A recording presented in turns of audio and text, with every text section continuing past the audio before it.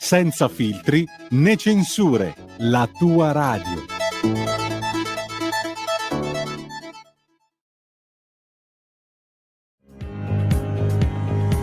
Va ora in onda la rassegna stampa.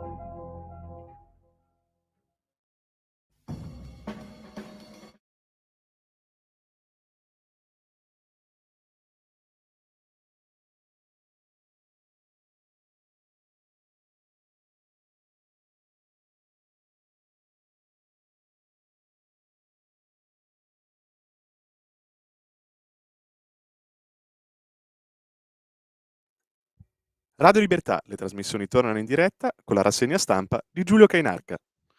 Grazie mille a Federico Borsari in regia, un cordiale saluto a tutte le ascoltatrici e a tutti gli ascoltatori. È lunedì 26 giugno, sono le 7:30 e iniziamo subito dall'agenzia ANSA come al solito. Aperture sulla Russia, le parole di Blinken, il segretario di Stato degli Stati Uniti. Putin più debole e mistero su Prigozhin. Nell'hotel del leader della Wagner a San Pietroburgo trovati 44 milioni di euro, l'equivalente in rubli. Lukashenko sente il presidente russo e i miliziani vanno via da Rostov tra gli applausi della folla. Il New York Times ha fatto sapere che gli Stati Uniti erano informati da giorni dei piani di Prigozhin, secondo fonti di intelligence. Il ruolo di Lukashenko, la parola di Kadyrov, noi eravamo pronti ad intervenire. La marcia verso Mosca e il fallimento dello zar, così sintetizza l'ANSA in apertura. Secondo titolo per Mitsotakis che trionfa in Grecia, alla maggioranza assoluta, il leader del centrodestra e del partito Nea Dimocratia, 158 seggi, 48 a Syriza, fortemente ridimensionata. Si rafforza l'ultradestra, l'affluenza ha sfiorato il 53%. Pietre e Molotov contro sede dei socialisti del PASOK, il Partito Socialista Greco.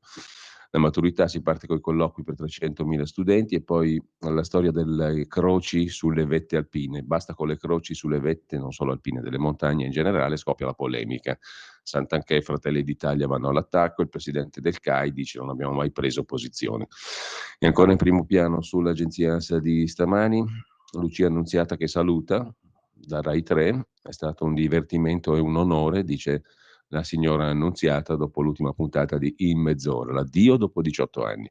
Corea del Nord, tensioni con gli Stati Uniti e il Sud sull'orlo della guerra nucleare. La Corea del Nord ha accusato oggi Seoul e Washington di spingere le tensioni nella regione sull'orlo di una guerra nucleare, sottolineando che continuerà a rafforzare le proprie capacità di autodifesa. Tensioni con gli Stati Uniti e con la Corea del Sud. Ancora in primo piano sull'agenzia ANSA di stamani, lo chef italiano sequestrato in Ecuador da finti poliziotti, apprensione per Panfilo Colonico, l'uomo che è stato coinvolto alcuni mesi fa anche in una sparatoria, è stato rapito, sequestrato da finti poliziotti. La Farnesina segue l'evolversi del caso. Si va verso il rinvio per il MES. Giorni di passione per Giorgia Meloni, scrive l'agenzia ANSA, perché le opposizioni sono in pressing su Sant'Anché, il caso Sant'Anché. Mercoledì la Premier in aula. Incidente col monopattino per Deborah Serracchiani, la deputata del PD ha subito una distorsione al ginocchio. Siate prudenti, è il suo consiglio. E poi l'auto esplosa su una tangenziale, un'auto elettrica. Il CNR avvia un'indagine interna. Ricercatrice e studente sono gravi. Il veicolo era un prototipo. La vicenda è raccontata dall'ANSA in dettaglio con un video anche. Il CNR, il Centro Nazionale di Ricerche, avvia un'indagine sull'incidente avvenuto 2 giorni fa sulla tangenziale di Napoli, una vettura prototipo sulla quale viaggiavano una ricercatrice del CNR, un giovane laureando, è esplosa, provocando ustioni gravissimi a entrambi i passeggeri ricoverati in prognosi riservata. La vettura esplosa è una Volkswagen Polo, un prototipo affidato all'Università di Salerno per un progetto di ricerca sull'ibridizzazione dei motori di cui il CNR non è partner. Le prove vengono fatte anche su strada. La ricercatrice ha 66 anni, lo studente 25. Le prove e le gravi condizioni dei 2 feriti non hanno permesso agli investigatori di raccogliere le loro testimonianze, scrive l'agenzia ANSA, che poi si occupa della professoressa assente 20 anni su 24, destituita dal Ministero. La Corte di Cassazione ha confermato l'inettitudine della docente di filosofia, 20 anni di assenze su 24, mentre Trump ha detto nella campagna elettorale dell'ex presidente, fra i repubblicani evangelici, incriminano me per attaccare voi. A proposito di evangelici, il Papa ricorda Emanuela Orlandi e si è detto vicino alla famiglia, in particolare alla madre, senza citare il fratello. A 40 anni dalla scomparsa della ragazza, il Vaticano consente striscioni e magliette sul tema per il sit-in in piazza San Pietro. Il fratello stesso dice: è un bel segnale, dal Papa è caduto il tabù. A luglio aumentano le pensioni minime, riparte il tavolo per le pensioni in generale, sindacati dal ministro del lavoro Calderone, strada in salita, mancano le risorse, i quattrini, scrive l'agenzia ANSA in primo piano. Che lasciamo per andare velocemente a qualche lancio di Dagospia, che riprende peraltro alcuni articoli già pubblicati su vari organi di stampa, a partire dal quotidiano La Stampa, Jacopo Jacoboni, che ha ripreso le dicerie, o meglio, ciò che ha detto un ex detenuto russo, il quale ha raccontato che Prigozhin è omosessuale e è stato direttamente con lui, è stato sessualmente con lui. Le clamorose dichiarazioni di un ex detenuto russo che in un video su Telegram racconta le passioncelle dello chef di Putin, Prigozhin. Secondo l'uomo, che si chiama Sasha Kurara, il fondatore del gruppo di mercenari della Wagner, in prigione forniva servizi sessuali ad altri prigionieri, perciò era finito per occupare il rango più basso della gerarchia carceraria. Sempre Jacopo Jacoboni sulla Stampa, poi, oltre a raccontare questa storia dell'omosessualità di Prigozhin, si occupa più in generale del quadro politico. Putin sempre più isolato, ora Prigozhin è niente meno quello che dà le carte. Le defenestrazioni del ministro della difesa Shoigu e del capo di Stato Maggiore Gerasimov, arcinemici del capo della Wagner, sono ormai certe. Alexei Dyumin, ex guardia del corpo di Putin, ma in ottimi rapporti con gli uomini della Wagner, sostituirà Shoigu al Ministero della Difesa. Il potere di Putin mostra crepe sempre più evidenti. Dei 12 membri permanenti del Consiglio di sicurezza, solo 5 hanno chiesto a Prigozhin di fermarsi e diversi oligarchi russi sono volati all'estero. Altra tesi: Prigozhin e Putin erano d'accordo. Prigozhin si era rotto le balle di stare a perdere tempo in Ucraina e Putin ha voluto mostrare che c'è qualcuno peggio di lui. Comunque, terza possibilità, la Dombra invece in un'intervista al sussidiario.net, Gianandrea Gaiani, esperto di cose militari e direttore di analisi difesa.it. Cosa non torna nello strano golpe che rafforza Mosca? Putin esce rafforzato dal quasi colpo di stato di Prigozhin, ma viene il sospetto che sia stata una sceneggiata che alla fine va bene a tutti e due. E questa è la terza ipotesi di cui parlavamo prima. Una vicenda che alla fine rafforza sensibilmente Putin, dice il direttore di analisi difesa Gianandrea Gaiani sul sussidiario.net.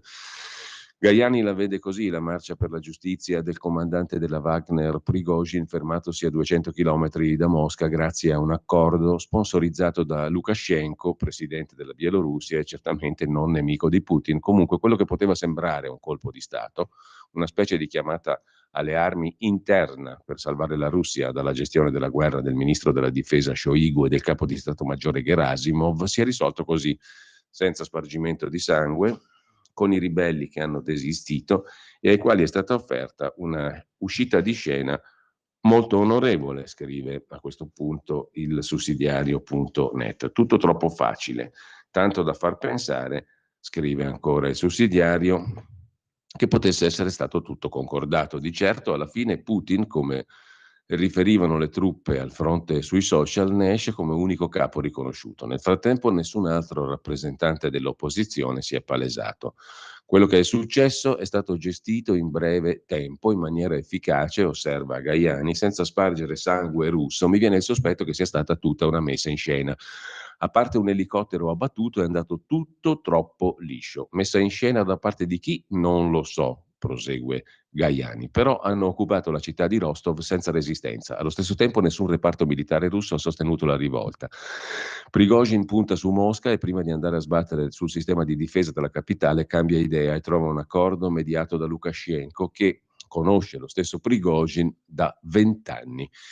Lukashenko ha davvero giocato un ruolo. I combattenti Wagner che hanno partecipato allo show di sabato vanno in Bielorussia con Prigozhin, dove daranno una mano a Lukashenko a gestire un po' i confini. La Polonia e i paesi baltici si stanno muovendo per destabilizzare la Bielorussia, addestrando militarmente gli oppositori bielorussi.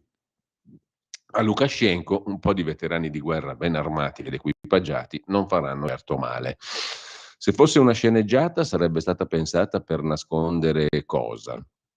Dico soltanto, afferma Gaiani, che mi viene un sospetto.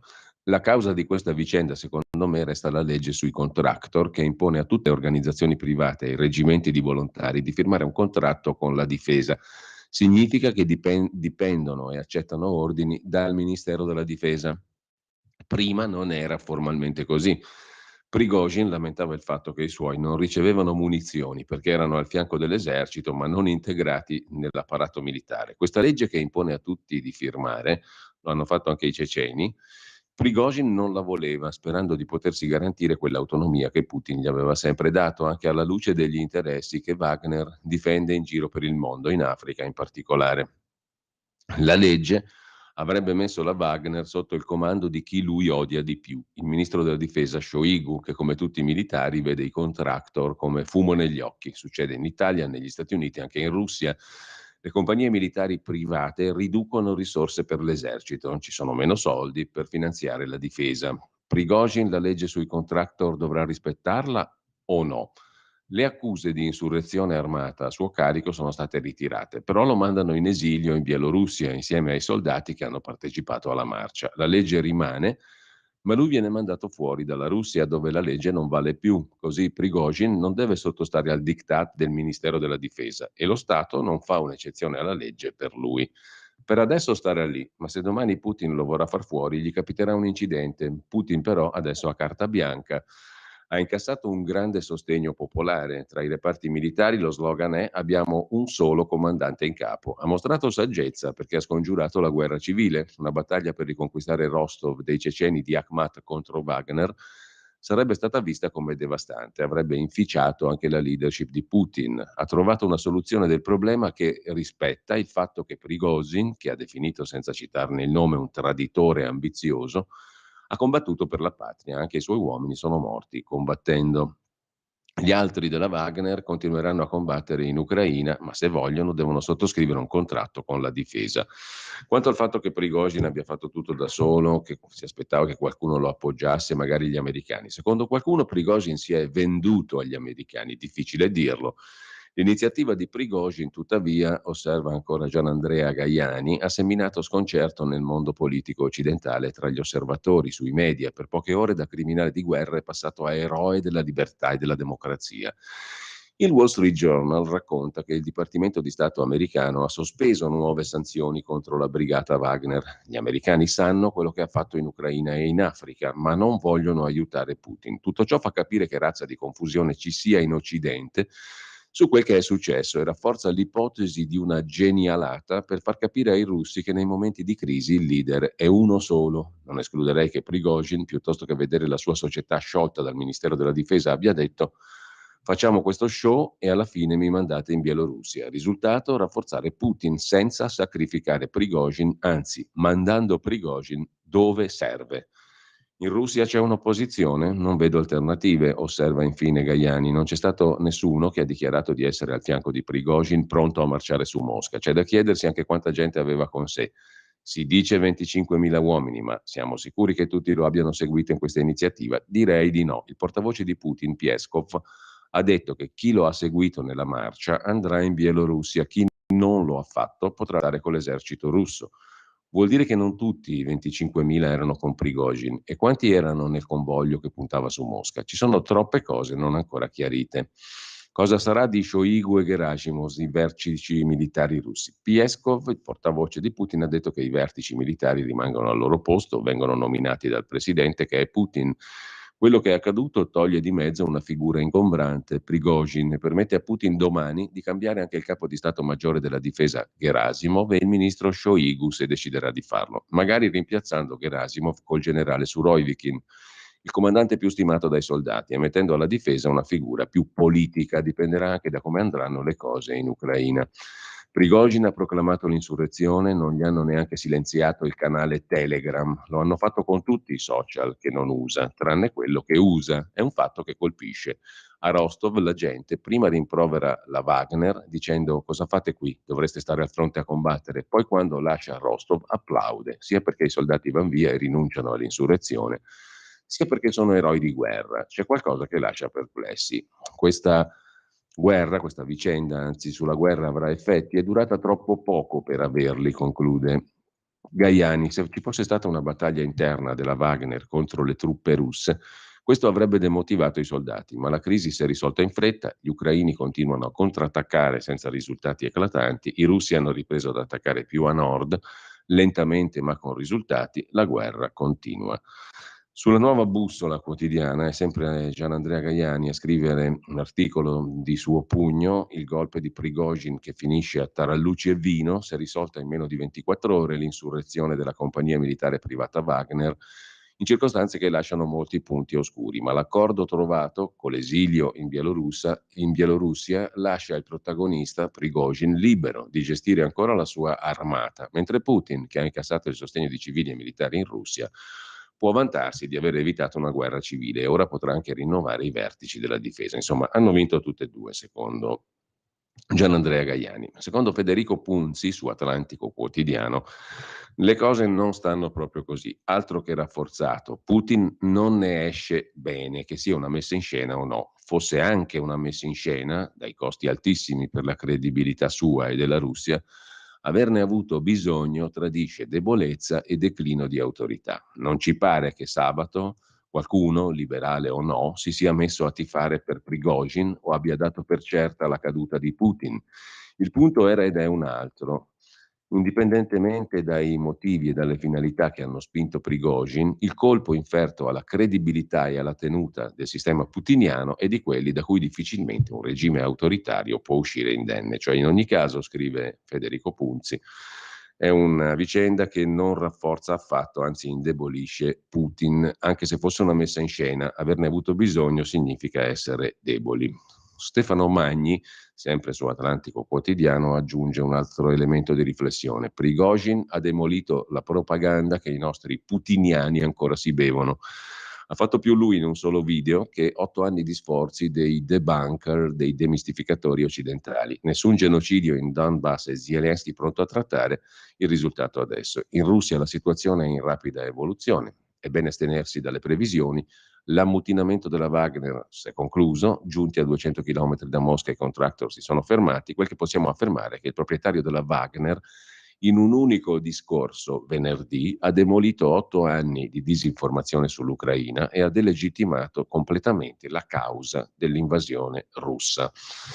Tutt'altra guerra invece, guerricciola, di quelle da ridere, ma la ripresa da Gospia, tra Massimo Fini e Vittorio Feltri in occasione dell'80° compleanno. Feltri si scatena su Massimo Fini contro Massimo Fini su Twitter.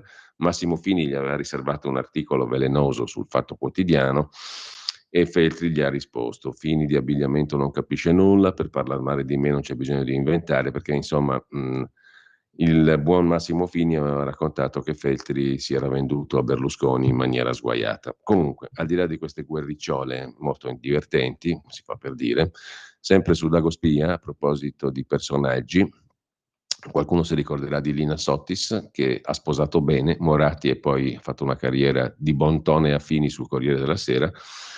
Ho sposato Gianmarco Moratti, poi l'ho tradito per noia con un playboy milanista. I Moratti non erano volgari ma ricconi, non ho mai provato attrazione per le donne e me ne dolgo. I berlusconiani sono stati la mia fortuna, la russa troppo volgare, l'avvocato Agnelli egocentrico, Vittorio Feltri diceva sempre io le donne le tengo in un garage, abbastanza sgradevole, Paolo Mieli era brutto e nessuno se lo filava. L'incazzatura di Cairo, l'orrore degli uomini in infradito, l'elogio del pettegolezzo, l'intervista a Lina Sotis su Dagospia. A proposito di direttori e di giornali, Mario Secchi sarà il nuovo direttore di Libero, con Alessandro Sallusti che farà il suo ritorno alla direzione di Il Giornale, con Vittorio Feltri al seguito. Feltri avrà una sua stanza, come quella di Montanelli, al Giornale. Il Giornale sarà diretto da Alessandro Sallusti, Libero sarà diretto da Mario Secchi, che molla Palazzo Chigi. Gli Angelucci, i nuovi editori di entrambi i quotidiani, Il Giornale e Libero, hanno scelto l'attuale capo ufficio stampa della Meloni, Mario Secchi, ex direttore dell'AGI, l'agenzia dell'ENI, che ne aveva piene le scatole di Palazzo Chigi, il Secchi, perché troppo stretto tra le amazzoni meloniane Patrizia Scurti e Giovanna Ianniello. Con la Scurti e con la Ianniello di fianco, Secchi aveva una libertà molto vigilata, così che ha preso la palla al balzo e adesso ha accettato l'offerta degli Angelucci di andare a dirigere il nuovo quotidiano Libero, il rinnovato quotidiano Libero. Intanto, a proposito di giornali, chissà perché l'unico giornale a non proferire parola sullo scandalo Santanchè è quello diretto da Matteo Renzi. C'entra forse il fatto che la società Visibilia, una delle società coinvolte nel caso Santanchè, è concessionaria esclusiva di pubblicità del quotidiano Il Riformista, il cui direttore editoriale è il senatore semplice di Riyadh, Matteo Renzi. Sulla testata la vicenda compare marginalmente, addirittura Luciano Nobili, fedelissimo di Matteonzo, su Twitter prova a liquidare il caso parlando di perdita di tempo, sottolinea Dago Spia, mentre Start Magazine si occupa della questione del MES, ancora con un articolo di Giuseppe Liturri, riforma del MES, ratifica sì o no? Quali sono gli argomenti che i parlamentari dovrebbero valutare per approvare o opporsi alla ratifica della riforma del MES? Cosa dice sul MES la relazione del servizio studi di Montecitorio, gli obiettivi del MES, il ruolo di TPI e SRF? C'è lo strumento della Banca Centrale Europea denominato TPI, Transmission Protection Instrument. Se volete approfondire c'è questo bell'articolo di Giuseppe Liturri che vi spiega il perché, il per come, il sì o il no della ratifica del MES.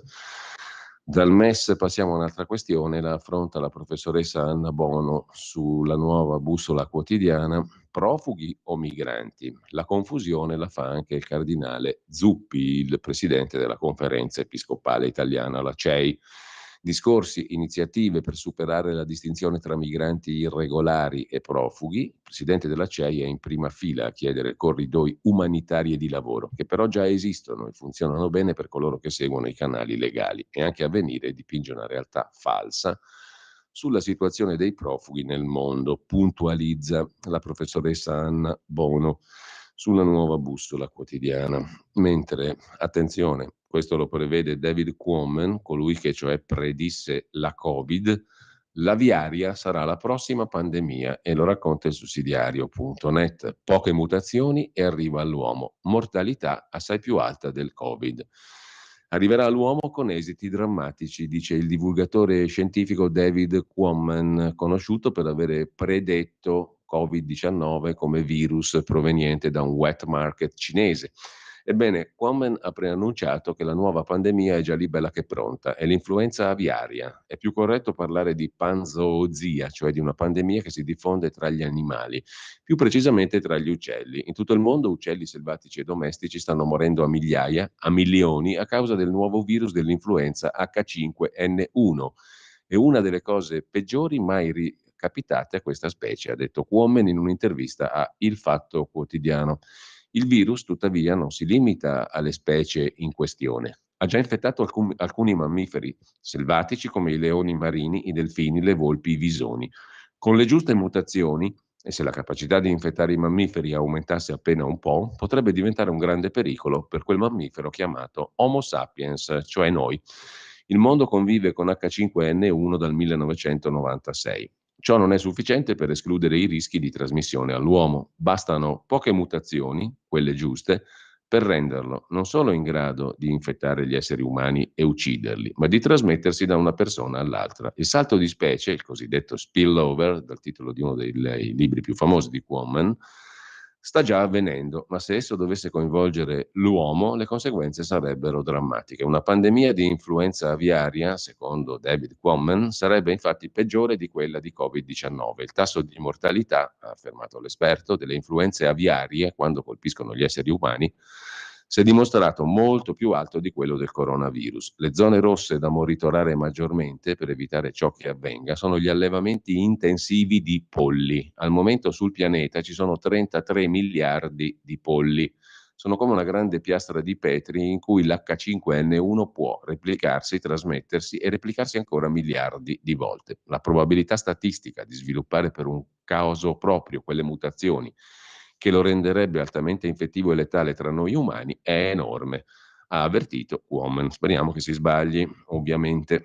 Chiudiamo con tempi, le tante provocazioni azere sono il preludio dell'invasione dell'Armenia. Il 15 giugno una decina di soldati azeri affiancati dai russi stavolta hanno cercato di issare una bandiera azera in Armenia. Prima e dopo attacchi e attentati. Baku, cioè l'Azerbaigian, vuole la pulizia etnica. 15 giugno, la giornata della bandiera nazionale armena. Una decina di soldati delle truppe dell'Azerbaigian, affiancati da altri delle forze di pace cosiddette russe, che stavolta non sono pro-Armenia come storicamente, ma al contrario, che servivano da scudo umano, hanno attraversato il ponte di Hakkari, sull'unica strada che unisce il Nagorno-Karabakh all'Armenia, e sono entrati nel territorio della Repubblica dell'Armenia, cercando di piantarvi una bandiera dell'Azerbaigian. Una provocazione sostenuta dal Cremlino per alzare la tensione, per cui l'ambasciatore russo è stato successivamente convocato al Ministero degli Esteri armeno per fornire spiegazioni. Respinti con colpi di fucile dagli armeni, gli azeri hanno subito interrotto il trasporto di merci attraverso il corridoio di Lakin, così come il trasporto di malati verso l'Armenia tramite la Croce Rossa internazionale. Ancor prima di questa provocazione, nella mattinata, i soldati azeri avevano sparato colpi di arma da fuoco contro postazioni armene in prossimità del villaggio di Teg, provincia armena di Siunik, ferendo un militare, Artur Asroyan, del servizio di frontiera. La dittatura azera, nel contempo, ha lanciato un drone verso postazioni armene. La provocazione con la bandiera non è la prima. Le azioni congiunte tra russi e turchi azeri contro la piccola Armenia hanno obiettivi ben precisi. L'Azerbaigian guadagna sempre nuove porzioni di territorio armeno, il Cremlino porta avanti la sua politica punitiva contro la democrazia armena, soprattutto per i nuovi rapporti tra Armenia e Occidente. Genocidio culturale nel Nagorno-Karabakh isolato, preludio all'invasione dell'Armenia. Anche in questo caso speriamo che ci si sbagli. Andiamo a vedere adesso le prime pagine dei quotidiani di oggi. Il Corriere della Sera apre con il giallo sul capo degli insorti russi. Si sono perse le tracce di Prigozhin dopo il blitz, vacilla l'impero di Putin, la Cina offre sostegno alla Russia. Gli Stati Uniti conoscevano il piano in anticipo. Anche il Cremlino sapeva, ma l'armata non ha bloccato la marcia. Il capo della Wagner sembra svanito nel nulla, Prigozhin. Dopo i selfie a Rostov, città russa occupata e poi liberata, Prigozhin ha fatto perdere le sue tracce. Stati Uniti e Cremlino conoscevano le sue mosse. Putin sembra in difficoltà. Parla il ministro della difesa italiano Crosetto. L'Italia resta al fianco dell'Ucraina. La guerra non si è mai fermata. Gli ultimi eventi dimostrano che Putin è più debole, ma la Russia continua a lanciare missili. 43 milioni in euro trovati fra soldi e lingotti nel covo della Wagner. I generali dello zar sono in bilico. Così il Corriere della Sera. Sempre sul Corriere della Sera, poi a centropagina, il Papa sul caso Orlandi, sono vicino alla famiglia, i finti poliziotti che rapiscono uno chef italiano, la pista dei soldi, il bilancio del governo Meloni fatto da Milena Gabanelli nel suo data room e in Grecia Mitsotakis, conservatore, centrodestra, che stravince alle urne. L'ultimo banco, la rubrica di Alessandro D'Avenia del lunedì, compiti per le vacanze, il titolo della rubrica di oggi dell'insegnante e scrittore. Vivere è sperare di nascere del tutto. Ciò che in ciascuno di noi è abbozzato chiede pieno compimento. Perciò usiamo la metafora della chiamata o vocazione. La vita ci interpella, rispondere è il nostro compito. Ma cosa ci chiede esattamente la vita? Mentre un animale è guidato dal suo istinto, bussola infallibile per venire al mondo, nel caso degli umani l'istinto è povero. Per venire al mondo abbiamo bisogno di fare esperienza, ma oggi il mondo viene a noi attraverso gli schermi, quindi l'esplorazione e l'esperienza sono in qualche modo rappresentate più che presenti. Questa perdita di realtà, che ha i suoi estremi nei casi di cronaca degli ultimi tempi, non è indolore. Se non tocco il mondo e non ne sono toccato, ma mi intrattengo con le sue immagini, non mi sentirò chiamato da nulla, rimarrò privo di destino, il modo di venire al mondo unico e originale di ciascuno. Perciò, per le vacanze, noi educatori Potremmo inventare qualche esercizio di destino, un allenamento a venire al mondo, cioè permettere alla vita di chiamarci a nascere di più. Le vacanze servono a questo, ad affinare il lavoro che si fa a casa e a scuola, che è trovare risposta alla domanda: perché sei venuto al mondo? Dalla risposta dipende ogni possibile incarnazione esistenziale, relazionale, professionale. I cosiddetti compiti delle vacanze dovrebbero essere modi di facilitare l'incontro tra noi e il mondo. Come? Continua a pagina 25 la riflessione di Alessandro D'Avenia. Noi invece adesso ci fermiamo un attimo perché così ascoltiamo anche la buona musica scelta dal nostro Federico Borsari in regia.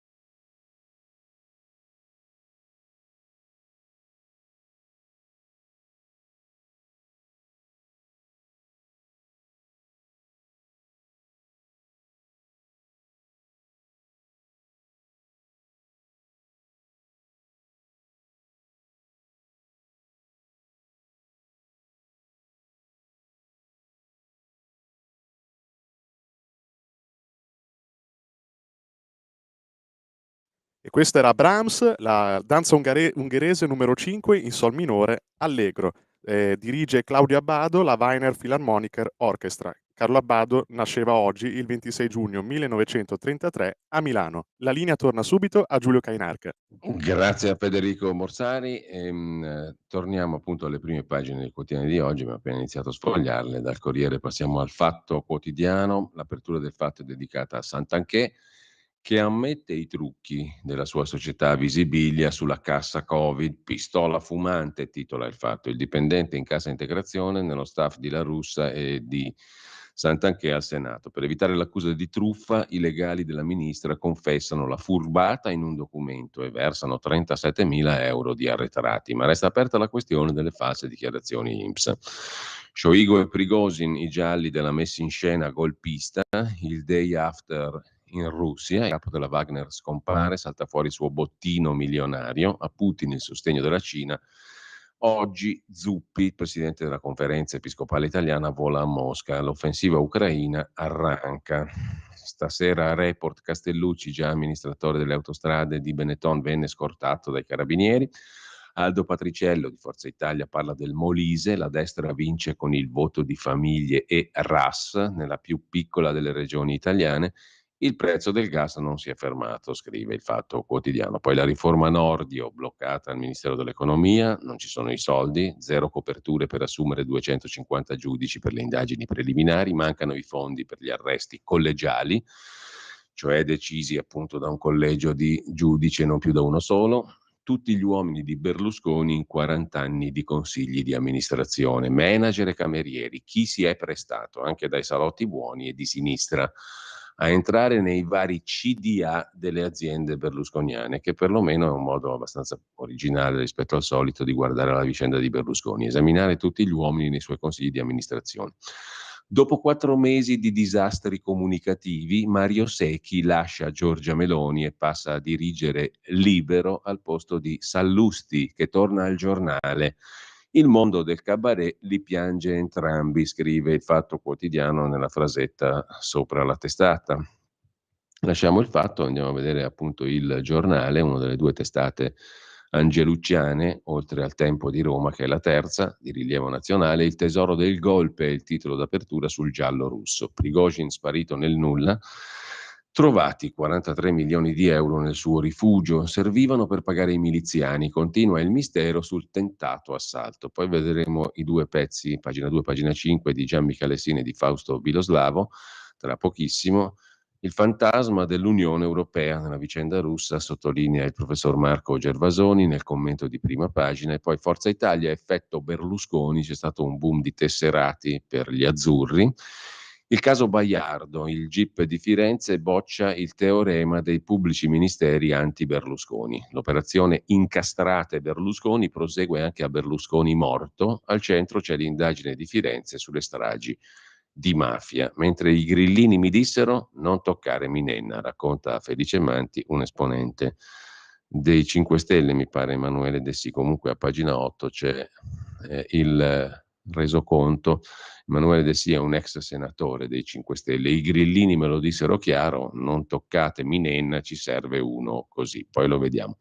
Intanto però va citato, poi prosegue la galleria degli insopportabili, firmata da Luigi Mascheroni, tocca a Carlo Cracco, il Masterchef più bello che buono. Dicevamo, il pezzo di Gianni Calessina, pagina 2, sulla questione della guerra civile sfiorata, Prigozhin-Putin. Fu vero duello o messo in scena, complice tra i due? Le discussioni, le ipotesi sullo scontro Putin-Prigozhin, trasformatosi da chef e scudiero in cospiratore e rivale, sono ormai una saga infinita.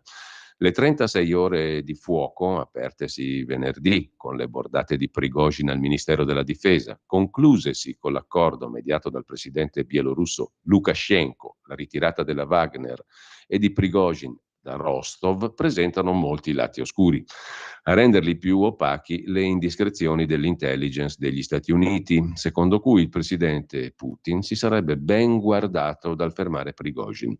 Oro colato per chi in Russia e altrove è convinto che quelle 36 ore drammatiche siano state una farsa, il cui vero obiettivo non era fermare Prigozhin, ma rendere meno destabilizzante la cacciata del fidatissimo ministro della difesa Shoigu e del capo di Stato Maggiore Gerasimov. Una cacciata che, stando a quanto si sussurra in ambienti moscoviti, si concretizzerà tra oggi o domani.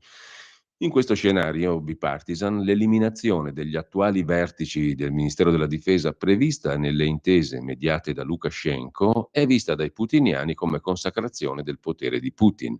Per i wagneriani è invece l'estremo regalo alla patria di un Prigozhin costretto a sacrificarsi per eliminare chi portava alla rovina il paese. Ma se tutto ciò fosse anche solo verosimile, scrive Gian Michalessin sul giornale, bisognerebbe chiedersi quale sia stato il costo di un rimpasto ministeriale che ha richiesto, nel bel mezzo di una sanguinosa guerra, l'improvvisazione di un conflitto interno costato, negli scontri tra Wagner ed esercito, la morte di una ventina di militari, la perdita di almeno 3 elicotteri e un aereo. In virtù di quali benefici, poi? Sul fronte bellico con l'Ucraina, la Russia, Mosca, rischia di ritrovarsi priva di un tetto bellico che aveva garantito quelle avanzate su Popasne, Sievierodonetsk, Lysychansk, Soledar, Bakhmut, ricordate come le sole autentiche vittorie sul campo. Anche perché una Wagner integrata in un esercito riformato nei suoi vertici perderebbe la spinta autonoma, la capacità decisionale e distruttiva che rappresentano il segreto della sua efficacia. In tutto ciò, l'altro mistero riguarda il futuro di Prigozhin. Ben pochi credono a un suo esilio in Bielorussia. I più vicini a lui ricordano il fastidio con cui guardava un conflitto ucraino che lo costringeva a distrarsi dai fronti di Libia, più remunerativi e militarmente facili, Mali e Centrafrica. Insomma, dietro il duello o l'intesa vi sarebbe anche un gradito addio all'infruttuoso scontro in Ucraina per il Donbass. E a regalare l'incipit per un giallo internazionale s'aggiungono le indiscrezioni di New York Times e Washington Post che confermano che l'intelligence degli Stati Uniti, al corrente già mercoledì della volontà di Prigozhin di intraprendere un'azione militare contro la difesa russa, avrebbe tenuto la notizia segreta per non favorire Putin. Un suggerimento perfetto per chi, fedele al ragionamento snocciolato da Putin, nel discorso in cui accusava Prigozhin di pugnalarlo alle spalle, considera Prigozhin un agente straniero simile a quel Lenin usato nel 17 dalla Germania per seminare il caos e innescare la rivoluzione d'ottobre. Insomma, un impasto complottista, conclude Michele Sin, reso perfetto dalla ciliegina di fonte americana, secondo cui gli Stati Uniti avrebbero deciso, in vista del pronunciamento di Prigozhin, il rinvio di nuove sanzioni sulle attività della Wagner in Africa. Quanto basta per convincere tanti russi che Prigozhin e l'America, gli Stati Uniti, sono ormai la stessa cosa, scrive Gian Michele Sin. Sulla questione poi Fausto Biloslavo intervista Aldo Ferrari, che studia storia e politica della Russia da 40 anni. Anche lui non credeva ai suoi occhi davanti alla marcia della Wagner su Mosca, docente all'Università Ca' Foscari di Venezia, direttore Istituto Studi di Politica Internazionale per la Russia, il Caucaso e l'Asia centrale. Aldo Ferrari spiega al giornale i possibili scenari preoccupanti sulle 36 ore pazzesche vissute dalla Russia. Cosa ne penso? La possibilità che scoppi una guerra civile in un paese come la Russia è incredibile e terribile, con un arsenale nucleare e un paese bicontinentale. Evidentemente c'è stata una desistenza delle forze regolari alla marcia della Wagner e a Rostov una collaborazione dei vertici militari. Non credo a Putin, regista occulto di questa operazione. Esce indebolito, l'immagine di sicurezza ne viene incrinata e nel discorso per fermare i rivoltosi il riferimento al 17, quando l'ultimo zar è stato ucciso dai bolscevichi, è doppiamente preoccupante per la Russia e per Putin. Dopo aver dato in mattinata dei traditori ai ribelli, alla sera viene patteggiata una soluzione poco chiara e questo accresce la confusione. Il prossimo anno le presidenziali. Presentarsi al voto con un conflitto esterno era già preoccupante. Andarci con questo caos politico-militare interno è ancora più grave. Azzardo che nei prossimi giorni qualcosa dovrà chiarirsi sui vertici militari e sulla presa di Putin sul paese. Non ci sono figure importanti che possano peraltro sostituire Putin. Forse il più abile di tutti è Lavrov, il ministro degli esteri, ma è stato marginalizzato dallo scoppio della guerra. Shoigu, ministro della difesa, è una figura fallimentare e Medvedev, ex presidente, si è giocato la reputazione internazionale come sputasentenze volgari condite da minacce atomiche. Prigozhin può essere ancora un ducetto russo o rischia di venire ammazzato?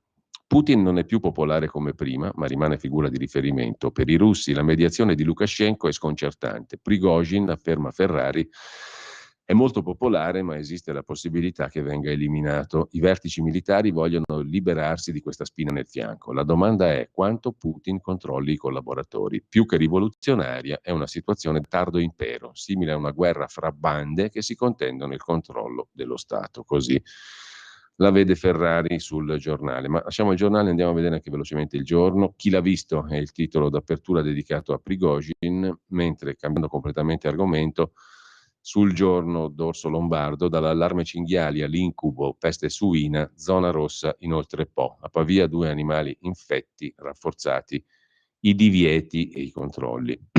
Dal Quotidiano Nazionale passiamo alla prima pagina del Mattino di Napoli. Il Mattino mette in evidenza la questione taxi. Da Napoli a Roma attese e proteste, cresce l'emergenza taxi in Italia, lunghi tempi d'attesa e mezzi introvabili.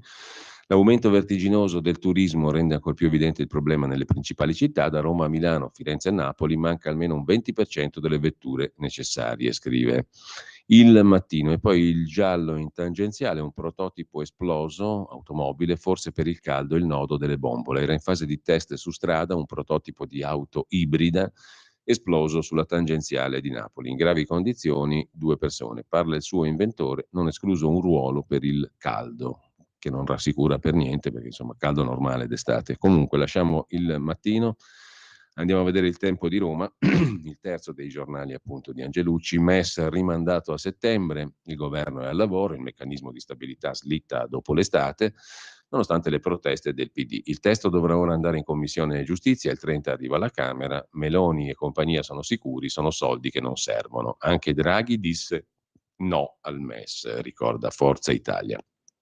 E il centrodestra stravince pure in Grecia. Per quanto riguarda il Molise, invece, affluenza bassa al voto. Oggi, ultimo giorno di voto. Richard Gere si è collegato con la Sardegna, ha incontrato i giovani. Memorabile il suo insegnamento: non arrendetevi mai. L'intervista all'attore americano. Putin introvabile, si ipotizza la fuga addirittura. Il leader russo potrebbe essere all'estero, butta là Il Tempo in prima pagina. Dal Tempo passiamo a Repubblica, il quotidiano diretto da Maurizio Molinari apre con la roulette russa, ovvero l'insurrezione armata che ha aperto crepe nel Cremlino, gli apparati militari contendono a Putin i nuovi equilibri e il futuro della guerra, trattativa sul destino della Wagner. Parte della Duma, la Camera Bassa russa, chiede che non venga assorbita dall'esercito, la Wagner, la brigata di Prigozhin, e Prigozhin vuole tenersi le unità impegnate in Africa. Ma c'è anche la storia degli eredi Berlusconi in cerca d'autore, raccontano, scrivono Berizzi e Manaccorda su Repubblica, che a uno degli ultimi pranzi di famiglia del lunedì a Villa San Martino, Berlusconi convalescente post dimissioni ospedaliere, ci fosse un clima leggero al netto della situazione, con tutto ciò che voglia dire questa frase idiota. Comunque, chissà, magari anche un modo per infondere buon umore al patriarca alle prese con la battaglia finale, per proteggerlo. Sta di fatto che i 5 figli eredi si erano allineati per alleviare con sorrisi e battute il calvario del padre. Inizia così, in maniera così appassionante, questo pezzo sugli eredi Berlusconi. Mentre sempre dalla prima pagina di Repubblica vince Mitsotakis, torna l'ultradestra con Spartani in Grecia, c'è il richiamo niente po' di meno che alla mitica Sparta. Le elezioni greche vedono il trionfo dei conservatori, ora Mitsotakis può governare da solo. Dopo lo stallo del 21 maggio la nuova legge elettorale dà al Premier la maggioranza assoluta dei seggi, scrive Repubblica. E già che ci siamo, nella pagina degli esteri di Repubblica ce n'è anche per la Germania. Ultradestra Überalles, eletto il primo sindaco di Alternative für Deutschland, l'AfD, a Sonneberg in Turingia. Il partito è andato oltre il 20%, con un suo cancelliere il 14% dei tedeschi emigrerebbe, lascerebbe il paese. Immaginatevi se a Sonneberg, anzi senza la N in mezzo, Sonneberg, riuscissimo a fare eleggere un sindaco, la Germania tremerebbe. Così Björn Höcke, capo dell'ultradestra AfD in Turingia, aveva detto nei giorni scorsi. Il terremoto è arrivato a Sonneberg, circondario a sud della Turingia, che riunisce una mezza dozzina di paesini, 50.000 elettori.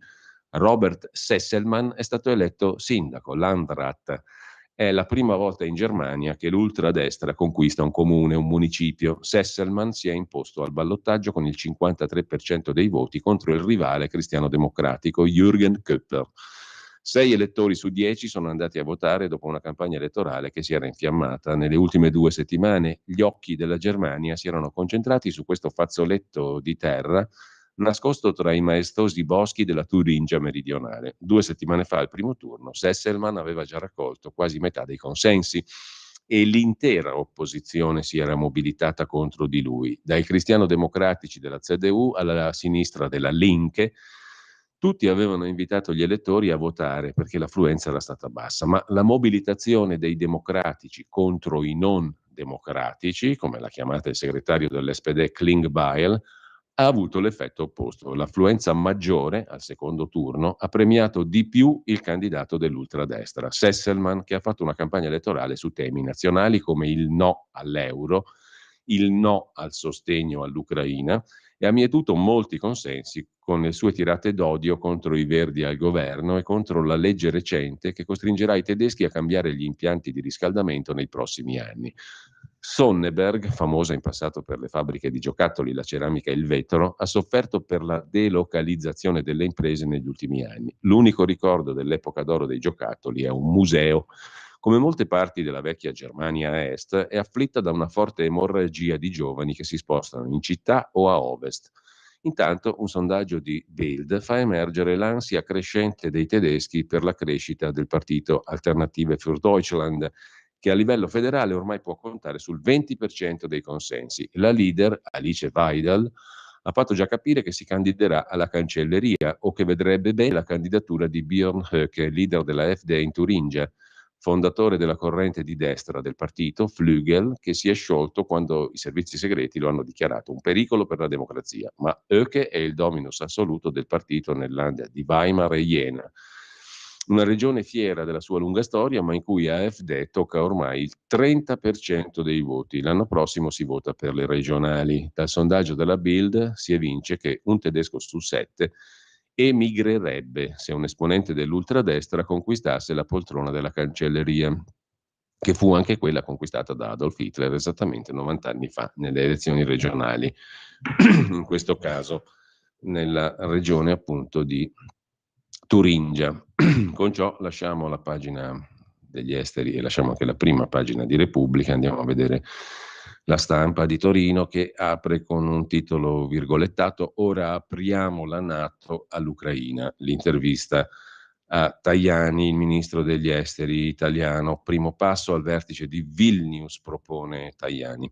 Restano numerosi punti oscuri nella piccola rivoluzione. La CIA statunitense rivela i loro servizi sapevano da 2 giorni. Per quanto concerne poi il ministro degli esteri italiano Antonio Tajani, la Russia esce indebolita dalla crisi, ma noi non siamo in guerra con Mosca, non interferiamo nella vita politica russa, pensiamo all'Ucraina. Il conflitto non conviene a nessuno, la Cina è fondamentale per la desistenza.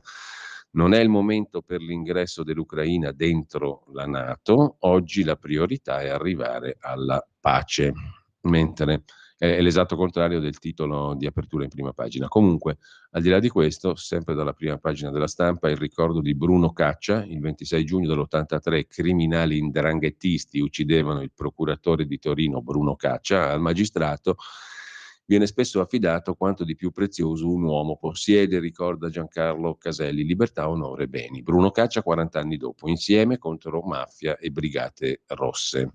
E sempre dalla prima pagina della Stampa un'inchiesta sulla sanità, affare privato, la crisi del servizio pubblico genera un business da 63 miliardi, il finanziamento della sanità, il definanziamento della sanità porterà alla sua privatizzazione, si sente ripetere, si ignora che il privato vale già oltre la metà del pubblico, 63 miliardi il business della sanità privata oggi. Flavia Perina, un tempo direttrice del quotidiano Missino, Il Secolo d'Italia, da tempo invece convertita al progressismo, si occupa di Salvini nell'estate del papete minore. Arriva l'estate del papete minore, un papetino quotidiano e niente più, pieni poteri con la maiuscola, ma poterini, poterucci rivendicati con esternazioni laterali dei capigruppo e dei dirigenti leghisti. Matteo Salvini non parla, se parla è sempre allineato con l'unità della maggioranza, cioè un articolo sul nulla rivenduto per qualcosa. Mentre sempre dalla prima pagina della Stampa, dal Donbass all'Africa, ai tentacoli della brigata Wagner, la professoressa sospesa, assente 20 anni su 24, Checco Zalone ce lo aveva sempre detto, tenetevi il posto fisso, ma nemmeno gli sceneggiatori di Zalone, scrive Asia Neumann Dayan, avrebbero potuto scrivere una storia come quella della professoressa di Chioggia che su 24 anni di insegnamento è risultata assente per 20 anni mantenendo la cattedra, i primi 10 totalmente assente, i restanti 14 in gran parte in malattia. Dalla Stampa di Torino passiamo alla Verità. La prima pagina della Verità si apre con la matriosca dalla quale esce ancora Putin, sentenzia Francesco Borgonovo. A differenza di quanto sostengono i media occidentali, molti analisti, anche cinesi, pensano che lo zar potrebbe essere addirittura rafforzato dopo il blitz di Prigozhin. Comunque per la guerra rischia di cambiare molto poco. I Benetton prendevano 25.000 euro all'ora e il governo Conte bis gli resse il gioco, scrive Giacomo Amadori in prima pagina sulla Verità. Dal 2018 i magistrati, i giornali e le TV hanno raccontato il crollo del ponte Morandi di Genova partendo da responsabilità tecniche. Quasi nessuno si è concentrato sui guadagni che i Benetton hanno ottenuto grazie a una rete autostradale che produceva dividendi milionari mentre gli investimenti per la manutenzione diminuivano. Nessun membro della famiglia è stato indagato, anche se l'ex amministratore della holding edizione dei Benetton Gianni Mion, scrive Giacomo Amadoni in prima pagina, in una intercettazione rivelata da Panorama 2 anni fa aveva detto: le manutenzioni le abbiamo fatte incalare, più passava il tempo, meno ne facevamo. Così distribuiamo più utili e Gilberto Benetton e tutta la famiglia erano contenti. Alessandro Benetton, dopo aver scoperto il sistema che stava dietro ai guadagni di Aspi, aveva parlato di un merdaio. Come anticipato dalla Verità, la Procura di Roma l'anno scorso ha aperto un fascicolo d'inchiesta sui guadagni miliardari legati ai pedaggi, ipotizzando i reati di truffa aggravata ai danni dello Stato e di peculato. Agli uomini del ponte 600.000 euro al giorno, scrive la Verità. La famiglia Benetton faceva incassi da capogiro con le autostrade anche dopo il crollo del ponte Morandi, mentre gli investimenti sulla sicurezza calavano. Giuseppe Conte però mollò sulla revoca. Report racconta oggi Cassa Depositi e Prestiti chiede invano ai nuovi soci di diminuire i dividendi.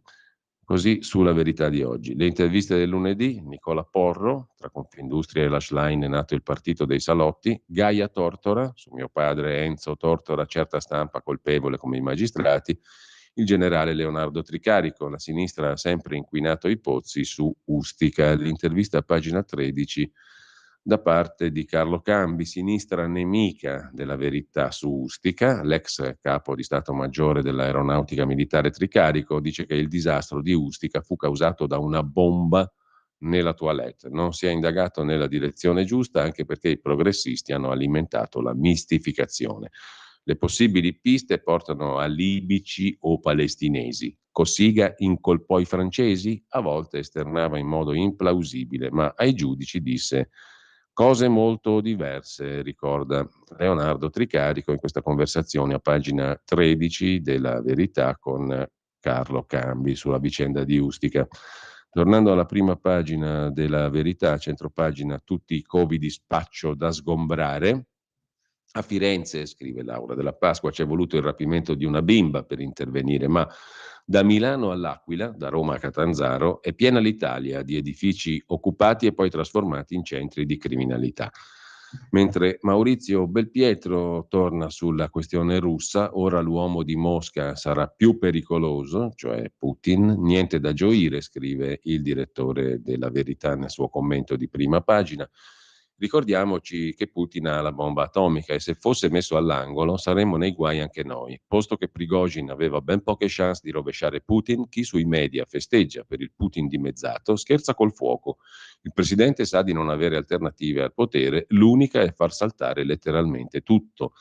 Davanti a sé ha due opzioni, la vittoria in Ucraina o una pace non troppo punitiva, altrimenti gli resta la morte violenta o la galera a vita come Milosevic. C'è poco di cui essere contenti, osserva Belpietro, anche perché questo golpetto assomiglia molto a quello che consentì a Erdogan di far fuori gli oppositori. Piano a seppellire Putin, il golpe a metà potrebbe averlo rafforzato, titola ancora La Verità, pagina 2, Francesco Borgonovo. C'è anche l'intervista ad Annalisa Minetti, spesso la vittima non è considerata, come a Bibbiano, dice la cantante non vedente.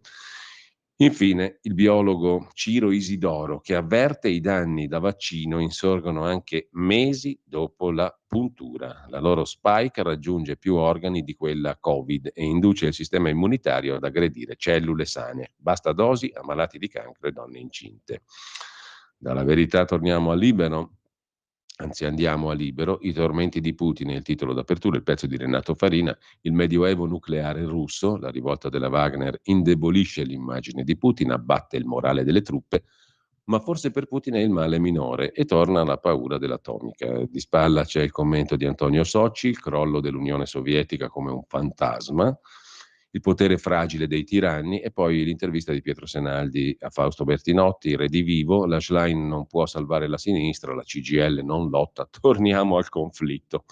Mentre ancora da segnalare il pezzo di Corrado Ocone in prima pagina su Libero, 3 lutti in 10 giorni, Berlusconi, Davigo e ora Putin e Travaglio va fuori di testa, sbarella. La celeberrima sondaggista Alessandra Ghisleri, intervistata da Francesco Specchia su Silvio Berlusconi che non ha eredi, Forza Italia va avanti se non li cerca, no a unioni con Fratelli d'Italia e poi che stemmia vietare le croci sui monti. Il politicamente corretto ha raggiunto vette surreali, scrive Daniele Dell'Orco, il club alpino italiano che inaugura questa insensata crociata contro le croci, tipica della cultura della cancellazione. A chiudere la prima pagina di Libero la storia di un imprenditore da 100 milioni a 0 milioni, così lo Stato distrugge chi lo sostiene. Scacco matto all'imprenditore in 3 mosse e un paio di killer. Come azzerare 40 anni di lavoro, lasciare a casa senza stipendio centinaia di famiglie e rinunciare agli introiti fiscali di una realtà aziendale che da zero aveva raggiunto un fatturato altissimo. La storia però la raccontiamo dopo la pausa delle 8:30. Tra poco. Stai ascoltando Radio Libertà. la tua voce libera, senza filtri né censura. La tua radio.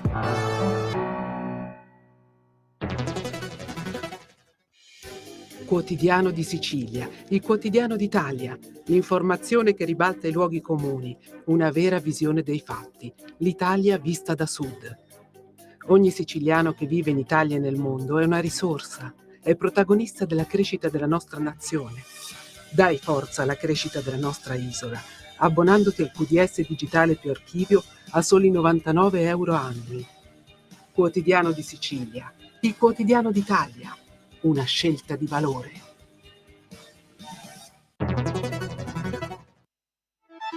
Stai ascoltando Radio Libertà, la tua voce libera, senza filtri né censure, la tua radio.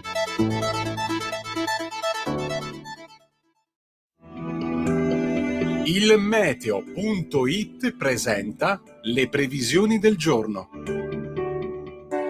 L'alta pressione africana Scipione torna a far sentire fortemente la sua influenza, determinando un inizio di settimana all'insegna del sole e con temperature in generale aumento. Al mattino cieli pressoché sereni sull'intera penisola, con qualche addensamento in genere innocuo, quasi esclusivamente sui confini alpini. Nel pomeriggio andrà progressivamente aumentando l'instabilità sulle Alpi e con essa i fenomeni temporaleschi, i quali tuttavia raramente sconfineranno verso le aree pianeggianti.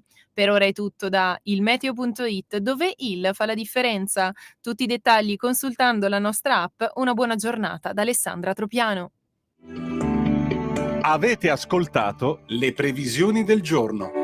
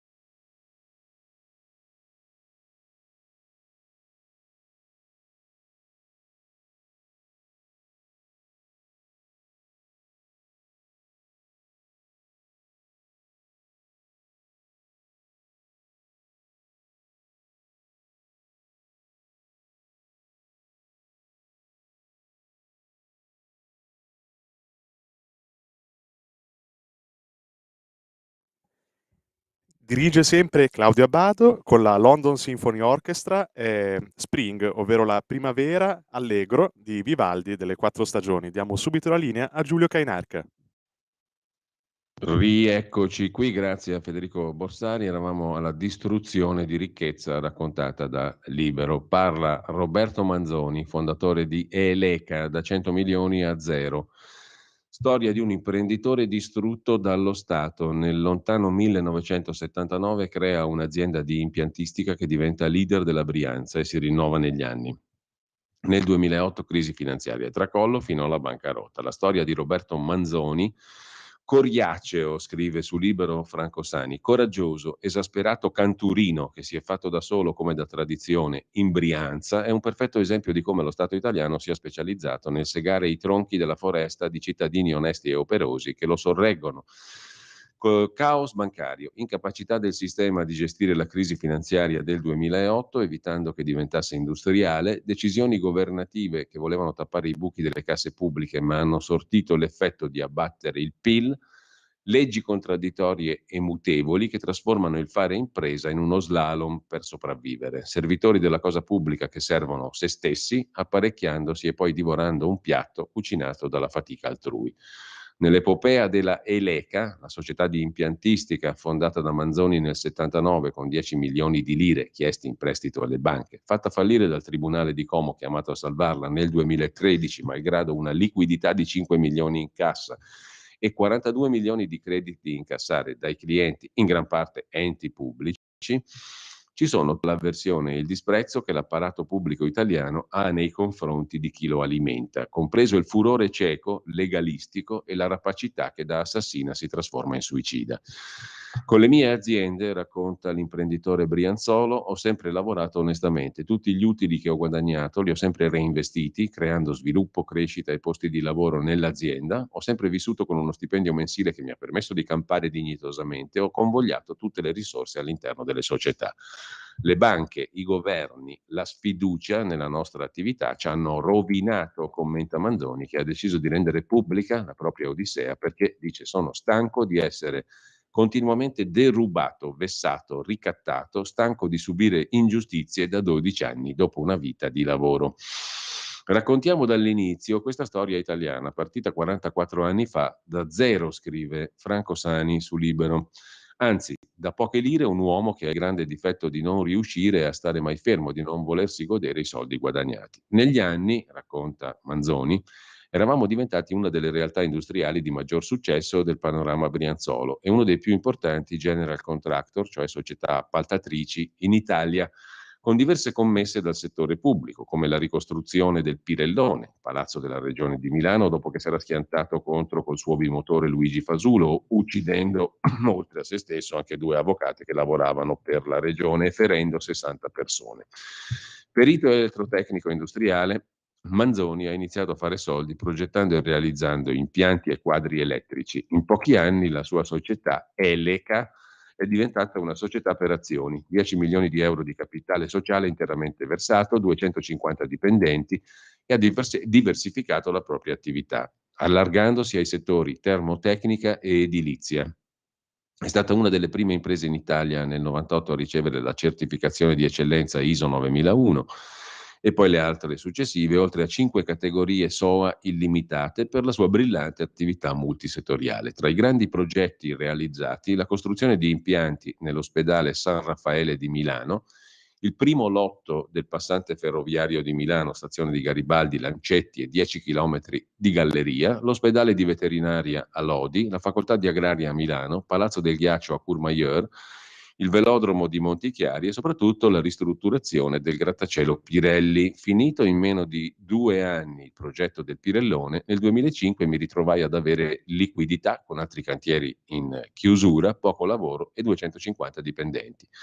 Potevo decidere di ridimensionarmi, godermi i soldi, ma non volevo tagliare posti di lavoro, persone assunte a uno, tutte da me. Così mi lanciai nel settore immobiliare. Ero fiducioso, le banche con le quali lavoravo da decenni mi inseguivano col denaro in mano per sostenermi. È il 2009 l'anno maledetto che segna la prima battuta d'arresto per la Eleca. Negli Stati Uniti a metà 2008 scoppia la crisi finanziaria che investe molte banche europee.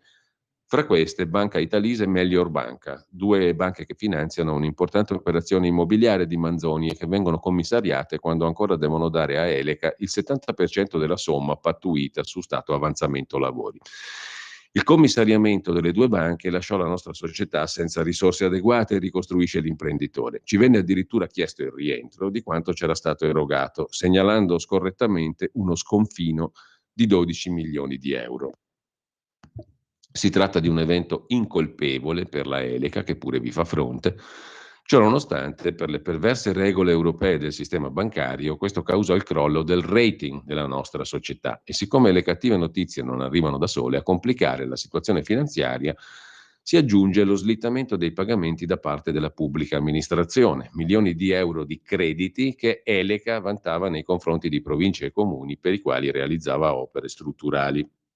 Nel 2011 Allontanato con la forza Berlusconi dal governo, a Palazzo Chigi viene insediato Mario Monti. A quel punto il fatto che i debitori del Manzoni aderiscano al patto di stabilità porta a notevoli ritardi nei pagamenti delle committenze. Le fatture vengono saldate in 18-24 mesi, scadenza ben diversa dai 30-60 giorni che erano previsti dalla legge Merloni, annullata di fatto dalla nuova prassi. Come se non bastasse, imperversando l'austerità, nel giro di poco tempo a vari ministeri, coi quali Eleca operava da sempre, vengono tolti i fondi, con conseguente annullamento dei progetti contratti sottoscritti e ulteriore inabissamento delle risorse finanziarie. L'uomo non si perde d'animo, ma quella che per decenni è stata la sua risorsa inesauribile diventa la sua condanna. L'imprenditore riconverte, congela l'immobiliare, cerca profitti nel mercato delle rinnovabili, che nel frattempo veniva pompato mediaticamente. Volevamo diversificare l'attività e lanciarci in un nuovo mercato in sviluppo, dice Manzoni. Allora avevamo un portafoglio di potenziali commesse da 200 milioni.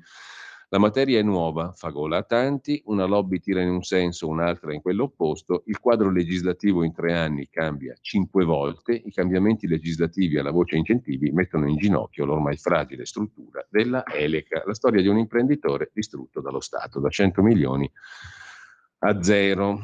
Così viene raccontato su Libero, mentre lasciamo Libero, anche la prima pagina, lasciamo la prima pagina di Libero che bene o male abbiamo vista tutta, e andiamo a vedere a questo punto anche la prima pagina del quotidiano Italia Oggi 7, quello diretto da Marino Longoni lunedì, che si occupa di una questione che attanaglia praticamente tutta l'economia italiana e non solo, il caro mutui. È allarme rosso, da gennaio dello scorso anno le rate dei mutui a tasso variabile sono aumentate del 72%.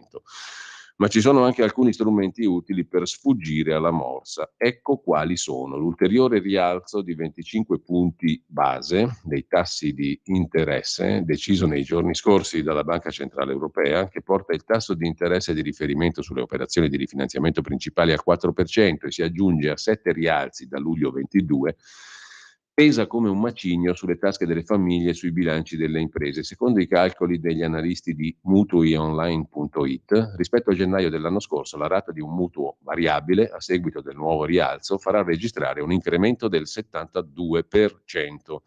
Per evitare o attenuare i negativi effetti di questi rincari si possono usare alcuni strumenti predisposti dal legislatore, dalla rinegoziazione al rimborso del capitale alla surroga, senza dimenticare il fondo garanzia mutui prima casa.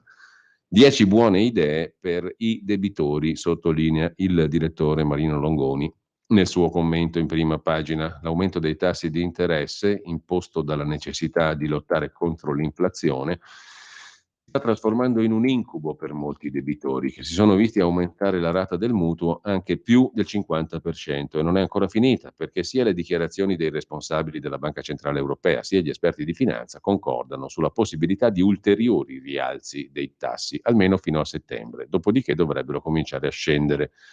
L'obiettivo, ribadito anche da Mario Draghi nei giorni scorsi, è quello di portare il tasso di inflazione al 2%. La strada da fare è ancora lunga. A pagare maggiormente per questa stretta sono naturalmente i debitori, soprattutto coloro che avevano in corso, magari da poco tempo, un mutuo a tasso variabile. Il problema si pone però anche per coloro che il mutuo non l'hanno ancora acceso, ma vorrebbero farlo. Anzi, in questo caso i problemi sono ancora di più. A pagina 4 ci sono i 10 suggerimenti che Italia Oggi 7 dà per questa questione del caro mutui. Sul quotidiano, chiedo scusa, di Confindustria, invece in primo piano c'è la crisi russa, rischi e incognite per i mercati dopo la rivolta, Putin indebolito, Prigozhin scomparso, ora gli operatori mettono sotto osservazione dollaro, oro, gas naturale, obbligazioni. A centropagina, famiglie. Un italiano su 3 ormai vive da solo, cioè un terzo delle famiglie italiane è mononucleare, una persona sola. Le persone sole sono oggi 8 milioni e mezzo, sono in crescita. L'11% dei genitori è single. L'Italia si sta trasformando in un paese di single, scrive il Sole 24 Ore del lunedì. Oggi un italiano su 3 risulta solo all'anagrafe e l'11% dei nuclei familiari con figli è monoparentale.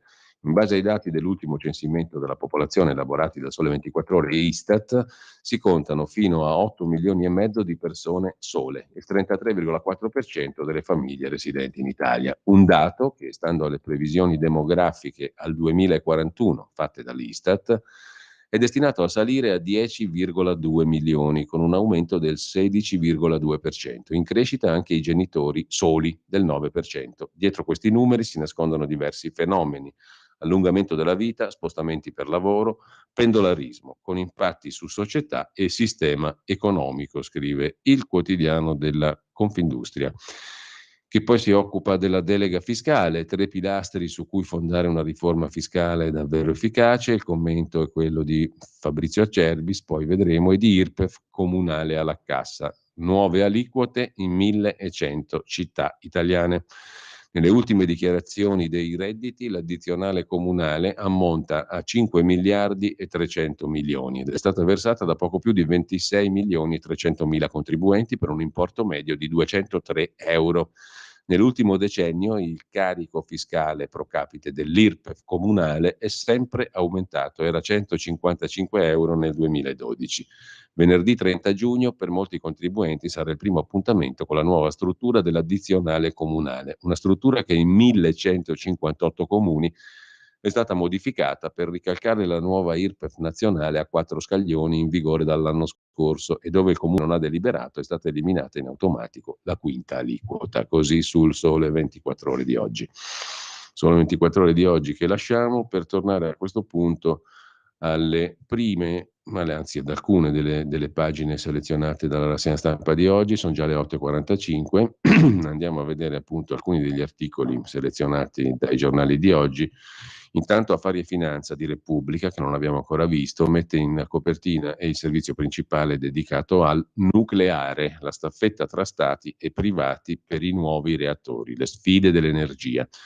Negli Stati Uniti e in Europa fioriscono investimenti per progettare e costruire centrali nucleari del futuro, con numerose start-up finanziate da aziende e imprenditori.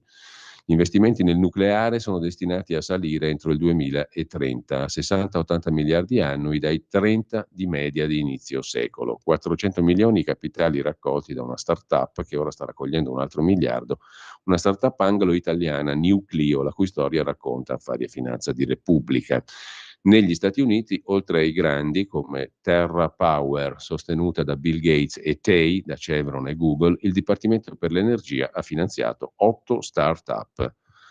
Sulla strada della fusione nucleare si studia da decenni, tra molte perplessità, ora nuove speranze. L'energia viene liberata dalla fusione di 2 atomi di isotopi dell'idrogeno. Il nuovo nucleare, i nuovi reattori. Così su Repubblica, mentre nei siti industriali c'è un tesoro verde sui tetti. Uno studio realizzato da Cerved coi satelliti ha individuato spazi per 300 km quadrati disponibili per impianti fotovoltaici.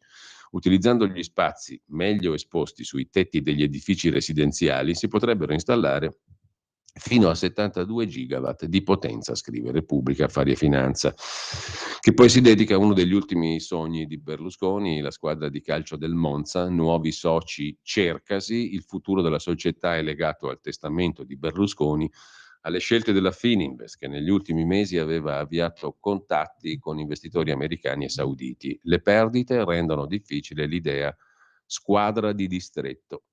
Anche in pista c'è il proprietario dell'Olympiacos e del Nottingham Forest, l'imprenditore greco Evangelos Marinakis. Mentre i bilanci si sono chiusi in rosso, scrive il quotidiano economico e finanziario del lunedì di Repubblica, Affari e Finanza. Nel bilancio chiuso al 31 dicembre 22, uscite per 105 milioni, entrate per 32. Il saldo fa una perdita di 65 milioni rispetto ai 31 di buco dell'anno prima. Nel frattempo ci informa il dorso milanese lombardo del Corriere della Sera che la Lombardia è malata di stress. Nella top 10 delle pillole più usate dai lombardi, quelle per curare ipertensione e acidità di stomaco. I lombardi sono ipertesi, impegnati a combattere il mal di stomaco e con le ossa fragili, in fila al bancone della farmacia per ritirare pillole o gocce.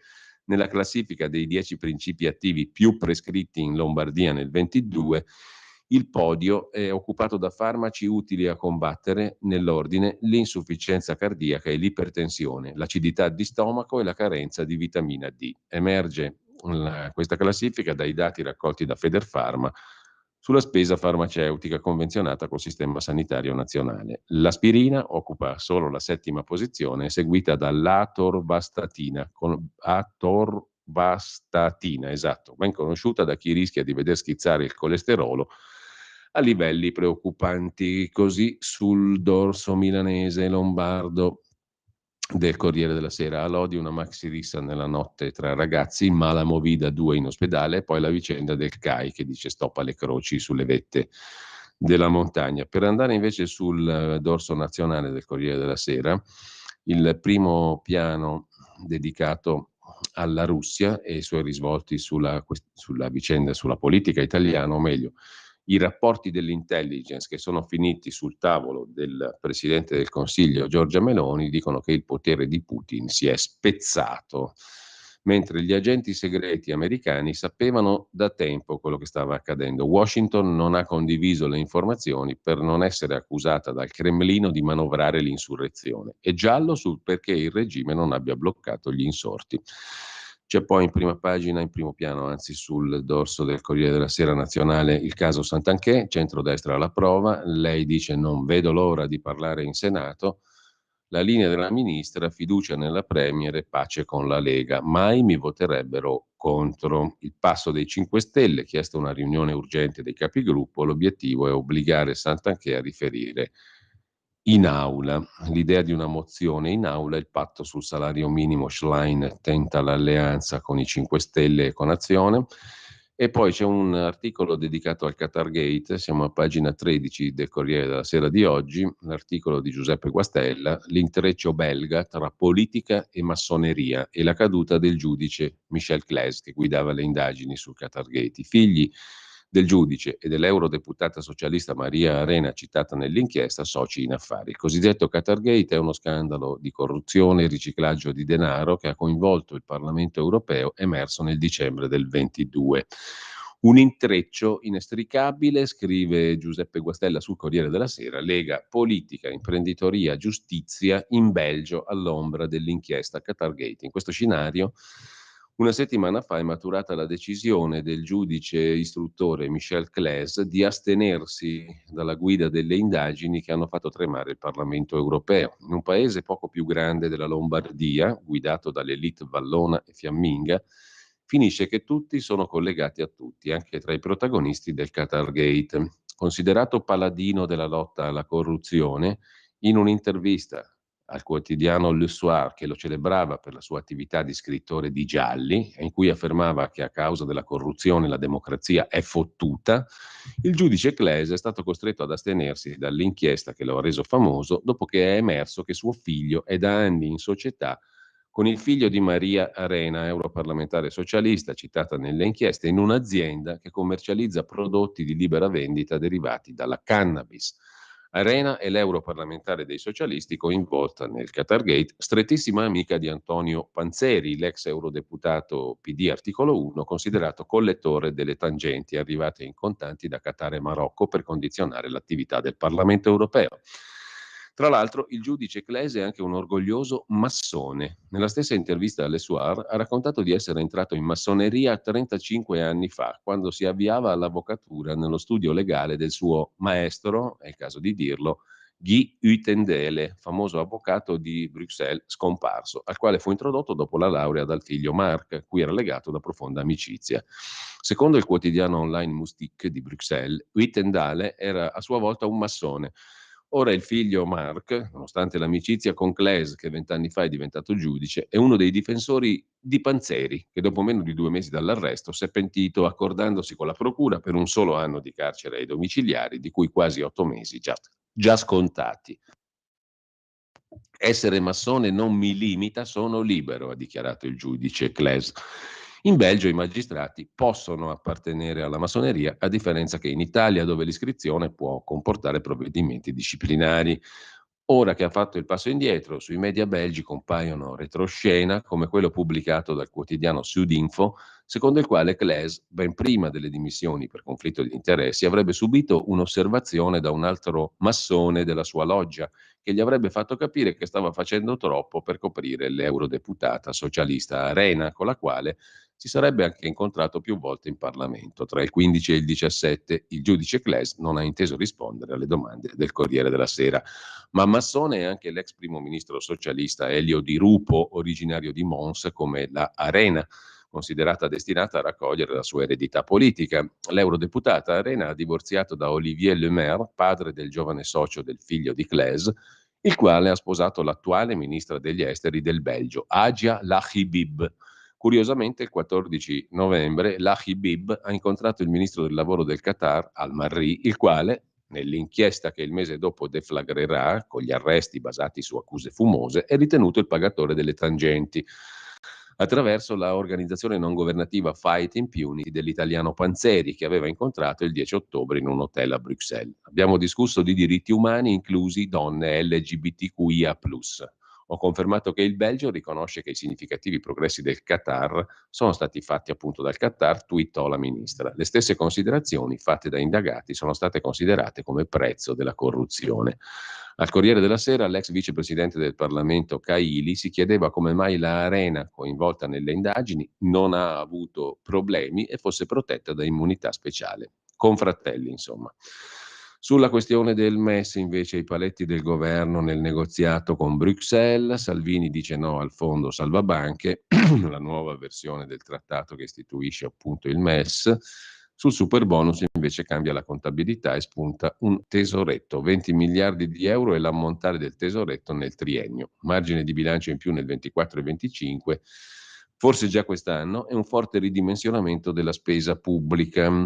La drastica riforma del superbonus 110% comporterà una nuova revisione contabile dei bonus nel bilancio pubblico, questa volta con effetti positivi sui conti, scrive il Corriere della Sera. Andiamo rapidi a vedere anche gli altri articoli. Intanto c'è una pagina, quella degli esteri, dedicata alla vittoria a valanga in Grecia di Mitsotakis, una batosta per la sinistra di Syriza. Tsipras rimette al partito il giudizio su di lui. In crescita anche gli eredi a destra di Alba Dorata. L'intervista sul Corriere della Sera all'ex ministro socialista e premier Papandreou: temo il potere concentrato nelle mani di pochi, la democrazia è fragile, stiamo vendendo la Grecia agli stranieri, capirai che novità. Sul Fatto Quotidiano invece Visibilia ammette le furbate della cassa Covid, Visibilia la società di Sant'Anché, pistola fumante, il dipendente in cassa integrazione a 0 ore lavorava al Senato per la pitonessa e per la russa. Il caso non è chiuso, versati a marzo arretrati per 37.000 euro, ma resta aperta la questione di false dichiarazioni INPS. Visibilia ammette furbate sulla cassa Covid, scrive il Fatto Quotidiano, che poi interpella Aldo Patriciello, eurodeputato di Forza Italia e longevo gestore di tessere e clientele, come scrive l'intervistatore Antonello Caporale. In Molise contano le famiglie, si vince annullando l'identità. È la sentenza sparata dall'eurodeputato di Forza Italia Aldo Patriciello. Non voglio interferire col voto, ma mi sa che anche questa volta noi del centrodestra arriviamo al 55%. Il trucco alle comunali e alle regionali è perdere ogni ideologia, sentenzia l'eurodeputato. Poi le due paginate centrali del Fatto Economico, come abbiamo visto in prima pagina, sono dedicate a tutti gli uomini di Berlusconi. La storia di Berlusconi vista attraverso i consigli di amministrazione delle sue aziende. La prima Fininvest in mano a Previti Senior, la sede legale è ancora oggi in via del Nazareno a Roma, dove ha l'ufficio Gianni Letta. Protagonisti Adriano Galliani, Alfredo Messina, ex Alitalia EIRI, nel 90 è direttore generale di Fininvest, nel 93 amministratore delegato, poi Mediolano, è stato anche tesoriere del partito Forza Italia. Carlo Secchi, ex rettore della Bocconi, parlamentare europeo dal 94 al 99, presenza fissa nel consiglio di amministrazione di Mediaset, ma anche Bruno Ermolli nel CDA Fininvest dal 6 al 14, 2006-2014, poi Mediaset e Mondadori, ha guidato anche i patrioti di Alitalia.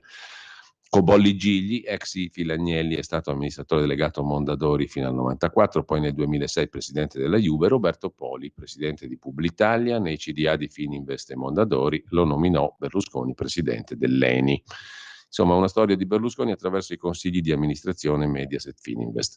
Sul giornale abbiamo già visto l'articolo di Gian Michalessin e l'intervista di Fausto Biloslavo per quanto concerne la questione russa. C'è poi la pagina dedicata da Felice Manti al tema giustizia e politica e alla vicenda che riguarda l'ex direttore dell'Agenzia delle Dogane e Monopoli Marcello Minenna, e caccia alla rete di Minenna. Si muove la Procura di Roma. Contro l'escapo delle dogane sarebbe stato usato un virus intercettativo Trojan. I filoni dalle mascherine farlocche ma sdoganate. Un report sulla scrivania del Ministero dell'Economia fermo contro il dirigente in questione. E l'intervista all'ex senatore 5 Stelle Emanuele Dessì: i grillini me lo dissero chiaro, non lo toccate, uno così ci serve. Grillo impose un dirigente a lui e alla Raggi. Era l'uomo di punta dei 5 Stelle, il Minenna, nei salotti buoni, fecero di tutto per mandarlo alla Consob. Venne in Parlamento per un'audizione, parlò 5 minuti senza domande, ricorda l'ex senatore De Sì. È l'ora della musica, maestro Federico Borsari in regia.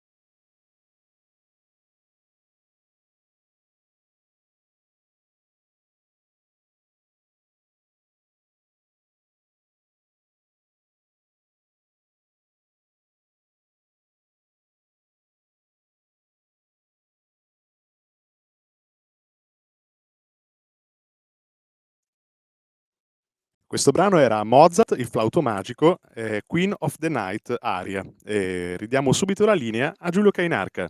Vediamo se riusciamo a recuperare poi Riccardo Molinari o meno per il cui Parlamento del lunedì. Alle 9.15 comunque sarà con noi Carla De Bernardi, un'altra puntata della Grande Città. Nel frattempo c'è un articolo dedicato sul giornale da Luca Fazzo a un'altra vicenda giudiziario-politica di un certo rilievo, ovvero la questione Baiardo-mafia-Berlusconi-Graviano. Il GIP di Firenze boccia i pubblici ministeri che indagano Berlusconi anche da morto. Respinta la richiesta di arresto del famoso cantante mafioso Salvatore Baiardo, quello che cantava da Giletti, ma il giudice va oltre. Il teorema stragista non ha prove, scrive il giornale. Adesso non ho capito di che cosa. Federico, dammi tu conto in regia di che cosa sta succedendo. Abbiamo Riccardo Molinari. Perfetto, allora possiamo far partire anche la nostra sigla. Qui Parlamento. Allora, rieccoci qui come tutti i lunedì con Riccardo Molinari, capogruppo della Lega alla Camera. Buongiorno Riccardo, grazie. Buongiorno a tutti. Allora, che settimana ci aspetta in quella della Camera dei Deputati? Cosa c'è in calendario di rilevante? Questa settimana in calendario ci sono due cose fondamentali che saranno la conversione in legge del decreto lavoro, il decreto del 1° maggio, e le comunicazioni in aula mercoledì dalla Premier Meloni sul prossimo Consiglio europeo. Ecco, sul discorso del decreto lavoro, volessimo sintetizzarlo in pillole utili a chi ci ascolta. Cosa possiamo dire? Cosa c'è di nuovo sotto questo profilo e di rilevante per i cittadini? La cosa più importante è sicuramente il taglio del cuneo fiscale di 7 punti percentuali per chi guadagna fino a 25.000 euro e di 35 del 6% per chi guadagna fino a 35.000 euro. Ci vuol dire, insomma, rinunciare alla busta paga dei lavoratori dipendenti in maniera importante. Poi c'è la riforma del reddito di cittadinanza, dove di fatto si va a dividere in due il reddito, cioè resterà una misura assistenziale con un assegno pari a quello che c'è adesso per gli inoccupabili o per chi ha a carico delle persone disabili o anziane, per cui ha più difficoltà a trovare lavoro, mentre invece verrà ridotto per gli occupabili e sarà legato alla frequenza di corsi di formazione, cambieranno le regole sull'accettazione dei posti di lavoro e sarà obbligatorio fare anche il lavoro di pubblica utilità. E poi ci sono tutta una serie di incentivi per diciamo, le aziende, le imprese che stabilizzano lavoratori, quindi che assumono a tempo indeterminato un lavoratore che ha un contratto precario, e sono misure insomma, che abbiamo visto in diverse forme anche nella legge di bilancio. E poi c'è una riforma del decreto dignità, nel senso che per il rinnovo dei contratti a tempo determinato si cambiano le causali, cioè le causali non saranno più fissate per legge, ma le causali per i rinnovi dei contratti a tempo determinato, sempre nel massimo di 24 mesi, questo ci tengo a dirlo perché dalla sinistra stiamo leggendo che questo governo vuole precarizzare il lavoro, la stessa sinistra del Jobs Act. Ecco, in realtà quello che fa questo decreto è dare più peso alla contrattazione collettiva per creare delle causali che siano specifiche in base al tipo di contratto e al tipo di lavoro. Questo fa il decreto, quindi insomma penso sia veramente un provvedimento difficile da attaccare sulla fronte della difesa del lavoro dei lavoratori, però abbiamo visto addirittura uno sciopero di alcuni sindacati, che questo dà il metro di come sembra quasi una distopia a volte la politica. Si fa un provvedimento che mette più soldi in busta paga ai lavoratori e c'è chi si lamenta dicendo che si precarizza e si sciopera. Però questi sono i contenuti del decreto, insomma. Ecco, a proposito di soldi, ce ne ha accennato qui proprio in una breve dichiarazione qui a Radio Libertà l'altro giorno il ministro Giorgetti, e l'abbiamo letto stamattina, tra l'altro ne fa la prima pagina Italia Oggi, il rincaro dei mutui dovuto all'aumento continuo e costante dei tassi di interesse. È possibile fare qualcosa? Il ministro Giorgetti parlava di una ventilata possibilità di trasformare anche i mutui a tasso variabile in tasso fisso o qualcosa del genere. Può fare qualcosa il governo? La situazione è grave perché con gli aumenti dei tassi di interesse della BCE la prospettiva è che continuano ad essere alzati e i tassi di interesse stanno schizzando e stanno mettendo in difficoltà davvero le famiglie. E quindi quello che può fare il governo sicuramente è probabilmente lavorare con l'ABI, quindi con l'associazione bancaria, per trasformare alcuni mutui diciamo a tasso variabile in tasso fisso o per cercare di calmierare gli aumenti, anche se è difficile perché di fatto gli incrementi degli interessi sui mutui dipendono dalle decisioni della BCE, quindi le banche non possono che adattarsi. Ecco, io penso che quello che possa fare il governo è sì una concertazione o evidentemente o magari anche un provvedimento impositivo nel caso più grave, ecco, nel caso in cui le cose dovessero schizzare a livelli troppo alti, una calmierazione si potrebbe provare a fare, non so quanto sia compatibile con il diritto comunitario, però si potrebbe provare a fare. In passato si è fatto, insomma, una volta c'era anche sugli affitti, c'era una limitazione ad esempio, no? Una limitazione dei contratti d'affitto, dei canoni di locazione. Nel nuovo contesto, diciamo, del liberismo comunitario, non so se la farebbero passare una normativa del genere, però sicuramente è una cosa bisogna inventarsi. Nel frattempo la questione MES va a settembre o va alle calende greche, cioè si è risolto definitivamente il problema, diciamo così? Questo lo vedremo, nel senso che adesso, questa settimana, penso che slitterà, anche perché la sinistra continua a volerlo discutere giovedì, ma in commissione non hanno neanche ancora iniziato a guardare gli emendamenti, visto che il testo base è stato adottato nello scorso fine settimana. Quindi io penso che i tempi di analisi in commissione richiederanno ancora almeno qualche giorno, quindi la vedo difficile che si possa andare in aula giovedì. Detto questo, poi su questi argomenti adesso varrà una conferenza di capigruppo, quindi quando ci troveremo una conferenza di capigruppo vedremo fare l'iter in commissione e decideremo e valuteremo anche in base a quello che è l'iter del decreto lavoro, perché come ho detto questa settimana abbiamo questo provvedimento e quindi sarà impegnata praticamente tutta dalla discussione di questo. E nel caso in cui di più avanti bisognerà vedere compatibilmente col calendario e con le richieste delle opposizioni quando andrà. Quindi insomma, il mese di luglio solitamente è un mese molto pieno dal punto di vista anche dei decreti, perché prima della pausa estiva il calendario è sempre congestionato, è probabile che si salta questa finestra, si possa andare a settembre. Ecco, il Corriere oggi Sempre. parla di un governo ormai disposto a dare il via libera al meccanismo europeo di stabilità, al di là del se, cioè il se non è in discussione, soltanto il quando e il come. Questo è quello che insomma danno per scontato tutti gli osservatori internazionali, dove dicono che l'Italia è l'unico paese che il MES non ha ancora approvato, quindi prima o poi lo approverà. E invece quello che diciamo noi è che l'Italia potrebbe essere il motore di una riforma del MES, nel senso che questa ratifica è già la ratifica di una riforma del MES che noi riteniamo peggiorativa rispetto a come il MES è già adesso. E è chiaro che poi nel governo ci sono ovviamente le strutture tecniche che spingono per l'approvazione, perché una volta approvato il MES è chiaro che anche dal punto di vista della fiducia dei mercati e delle tensioni internazionali si eviterebbe il gioco speculativo contro l'Italia e cose che abbiamo già visto, perché insomma la minaccia anche non troppo velata che viene fatta nel caso in cui non si approvi il MES è quello. E detto questo però poi c'è la politica, poi abbiamo un governo di centrodestra dove sono due forze politiche legate all'Italia che hanno sempre detto di essere contro questa riforma del MES, il Parlamento poi è sovrano, quindi se la maggioranza ritiene che questa riforma del MES non vada bene, non c'è governo che tenga, adesso che decide il Parlamento. La posizione della Lega è sempre stata quella di contrarietà, anche ieri insomma, al congresso nostro della Lega in Piemonte è venuto Matteo Salvini, ha ribadito la posizione, cioè che siamo contro questa riforma del MES, ha sostenuto che è molto meglio finanziarsi sui mercati piazzando titoli di Stato agli investitori italiani. Quindi io credo che la Lega debba mantenere la sua coerenza e debba non votare questa riforma e proporre eventualmente una riforma diversa, anche perché il MES è uno strumento completamente superato dopo il PNRR. Quindi risponde a una logica che la pandemia e il PNRR hanno completamente superato, una logica privatistica con un soggetto diciamo privato che si comporta come se fosse una banca, che fa prestiti ai vari stati per portargli poi via i pezzi migliori dell'economia.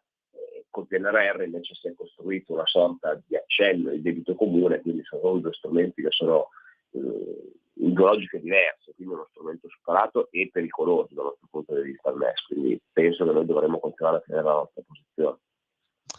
Ecco, esiste un caso Santanchè, tu hai speso parole di ampia garanzia, diciamo, per non usare la definizione di garantismo reale, diciamo così, nei confronti della vicenda Santanchè, una vicenda più mediatica che altro, secondo te? A quello che ci ho dato sapere sì, nel senso che io sono andato poi a vedere questo famoso servizio di report e insomma è un'inchiesta giornalistica che mette insieme un po' di fatti diversi che cercano ovviamente di screditare la figura del ministro, ma bisogna capire quali sono poi effettivamente le responsabilità, se ci sono, del ministro. E poi insomma alcune cose, anche se magari sgradevoli, non so, i fornitori non pagati, piuttosto che nella mente dei dipendenti, però quelle sono cose che si risolvono in tribunale civile con un decreto ingiuntivo piuttosto che con una causa di lavoro, non su report. Se invece poi ci dovessero essere altri aspetti, quindi si parla dell'utilizzo illecito, cioè non opportuno dei fondi Covid, piuttosto che insomma dei sistemi per far fallire queste aziende che configurerebbero una bancarotta fraudolenta, insomma queste sono cose che non si possono sapere dalle battute in televisione. Se c'è qualcosa indagherà la magistratura, e quindi a noi non è dato sapere quale sia la situazione. Poi formalmente, perché non risulta avere ruoli in queste aziende, la tesi è che lei sia un'amministratrice di fatto, ma anche dimostrare che è un amministratore di fatto di un'azienda, insomma non è proprio così semplice, cioè non è che basta che lo dica qualcuno per assegnare delle responsabilità comunque così gravi a una persona. Quindi come sempre in questi casi sarà lei a dover valutare se c'è qualcosa da chiarire, se valuterà che c'è qualcosa da chiarire e vorrà farlo in Parlamento, l'ascolteremo. Però insomma, di certo non siamo noi a chiedere alla Santanchè di venire in aula a riferire o a chiederle chiarimenti su questa vicenda, perché, ripeto, i processi non si fanno in televisione, non si fanno con i servizi. Del resto noi della Lega ne sappiamo qualcosa, ecco, quante volte siamo stati noi bersaglio di alcune inchieste giornalistiche, alcune trasmissioni, e poi si è rilevato che qualcosa che veniva costruito come uno scandalo, poi in realtà non c'era dietro niente. Quindi insomma ne siamo stati vittime tante volte anche noi, e quindi sappiamo come funziona. Bene, allora io ringrazio Riccardo Molinari, come sempre, come tutti i lunedì. Ti auguro buona settimana, buon lavoro Riccardo. A presto. Grazie Giulio, un abbraccio a tutti.